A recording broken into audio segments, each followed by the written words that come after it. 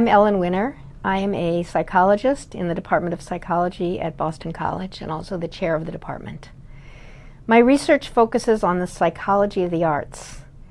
I'm interested in learning in the arts, what it means to learn in the arts, what kind of abilities one gains from studying the arts, and whether or not those abilities spill over into other areas of life and learning. About 20 years ago, I began to think about all of the claims that are being made and are still being made about how arts education is really good for kids because it raises their standardized test scores. I was always skeptical of this claim because it seemed improbable. And in the late 90s, my colleague Lois Hetland and I decided to really take a look at the evidence.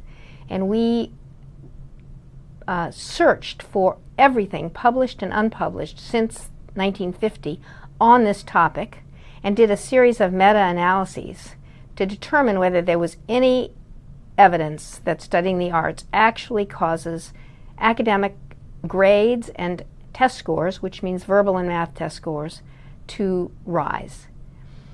And we found no evidence for the causal claim that arts education boosts test scores. We did find a correlational connection.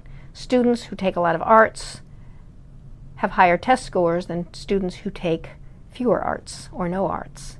But that is not a causal connection. That is a correlational connection. And there's all kinds of possible explanations for that besides causality. For example, students may come from families which value academics and the arts and push their kids to do well in both. The important thing is that the experimental evidence where you can actually test for causality showed no relationship. We published this and we got in big trouble because people in the arts advocacy world and in the arts foundation world told us that we should never have published this finding because it was going to ruin quality arts education for the children in this country. And we were pretty upset by the negative reaction because we of course didn't want to hurt the arts. We wanted to change the conversation. We didn't like the way in which the arts were used as an instrumental as a justification for test scores, which means that tests are important and the arts are just a means to that end. So what we decided to do was to go into visual arts classes and look at what was actually being taught and what was actually being learned and try to understand the kind of learning that does go on in visual arts classes. We picked the visual arts because we had to start somewhere. We could have picked any other art form.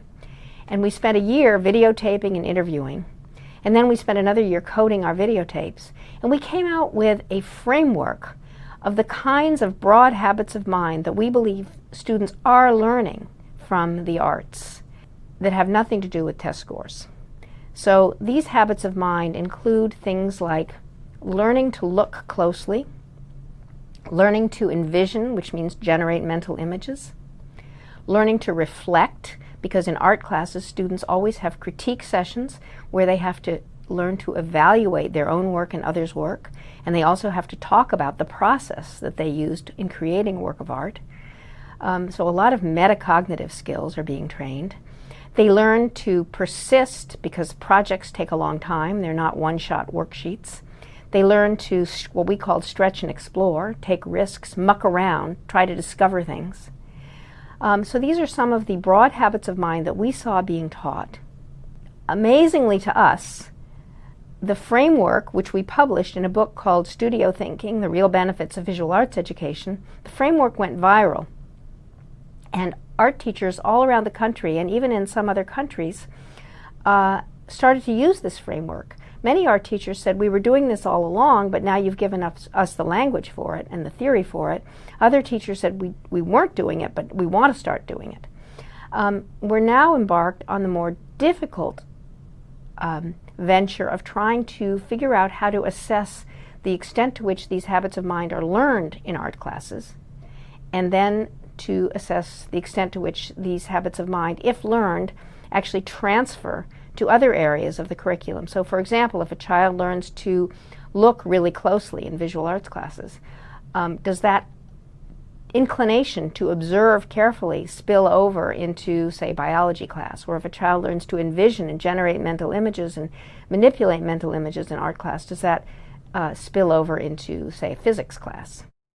That's the challenge that we face now, and we feel very gratified that we think, change the conversation somewhat away from justifying the arts in terms of test scores to instead thinking about the habits of mind that the arts engender.